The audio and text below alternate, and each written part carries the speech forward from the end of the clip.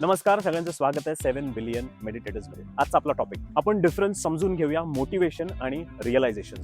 काय आहे ते? मोटिवेशन हा टेम्पररी कॉन्फिडन्स असतो, वेअर एज रिअलायझेशन हा परमनंट कॉन्फिडन्स असतो. मोटिवेशन म्हणजे एखादा तुम्हाला येतो, त्याच्याबद्दलच्या 4 गोष्टी सांगतो, मग त्याने त्या कुठून तरी उचललेल्या असतात, तो त्याचा अनुभव नसतो. वेअर एज रिअलायझेशन हा स्वतःचा अनुभव असतो, हा आत्मचिंतनाचा भाग असतो आणि हा कम्प्लिटली अवेअरनेसचा भाग असतो. मोटिवेशन हे आपण असं म्हणूया एखादं थोतांड किंवा एखादं temporary solution, where as realization is your lifetime success. मोटिवेशनमुळे बऱ्याचदा आपले निर्णय चुकतात, कारण आपण दुसऱ्यामुळे इन्फ्लुएन्स झालेलो असतो, आणि रिअलायझेशनमध्ये बऱ्याचदा सगळे निर्णय बरोबरच असतात, कारण आपण स्वतःशी इन्फ्लुएन्स झालेले असतो. मोटिवेशन हे तुम्हाला बऱ्याचदा एखाद्या शिखरावर पटापट घेऊन जातं आणि तितक्याच पटापट तिकडनं पाडतं सुद्धा.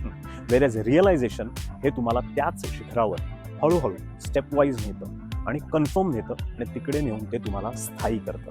तर मित्रांनो, मोटिवेशन ही नव्याची नवलाई आहे, वेअर एज रिअलायझेशन तुमचा लाईफ टाईम पार्टनर. आता तुम्हाला निर्णय घ्यायचा आहे, तुम्हाला मोटिवेशनमध्ये इंटरेस्ट आहे की रिअलायझेशन्समध्ये. धन्यवाद.